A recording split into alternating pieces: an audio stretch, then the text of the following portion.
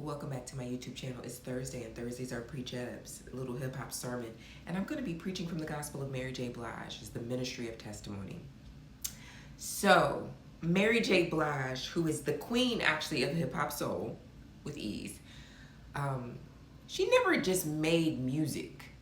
Mary is running a ministry, and it is the sacrament of testimony. In the Black church, there's a tradition that really is actually older than most doctrine, and it is testimony. And the moment that somebody stands up, and it's not the preacher, it's usually just a regular woman in a third pew, and she'll say something like, "Let me tell you what I've been through." And she doesn't clean it up, like she'll make it cute.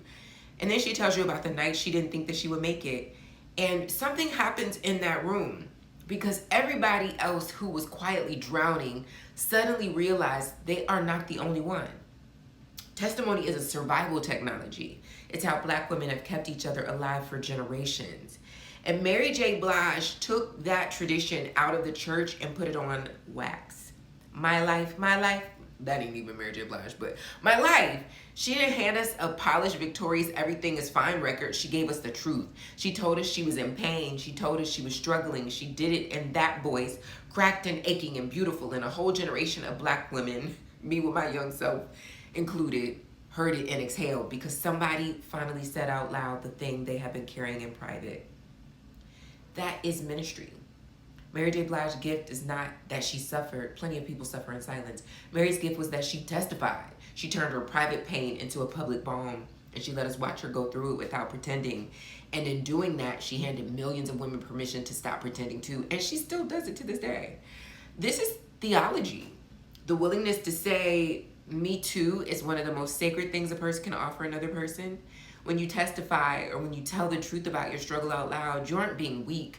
You aren't oversharing. You are doing ministry. You are actually throwing a rope to everybody within earshot who thought they were who thought that they were only going through it by themselves. They're the only one. But I noticed that Mary didn't just stay there. The same woman who gave us my life also gave us no more drama. The testimony was never only about the pain. It was about surviving it out loud, even during my life. Surviving it out loud so that other people could believe survival was possible for them too. Just don't die, right?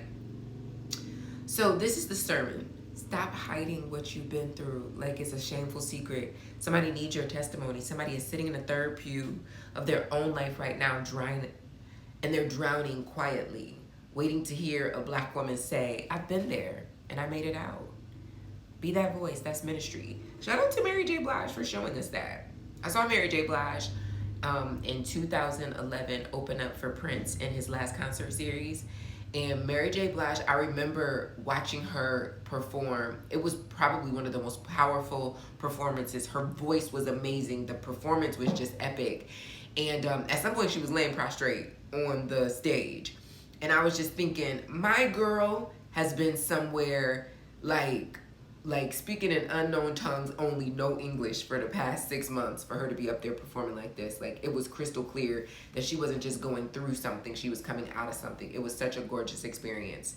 Really, really, really, I believe in testimony, I believe in transparency, and I believe in not suffering in silence. So I really do feel grateful for Mary J. Blige teaching us a powerful message through testimony in such a way.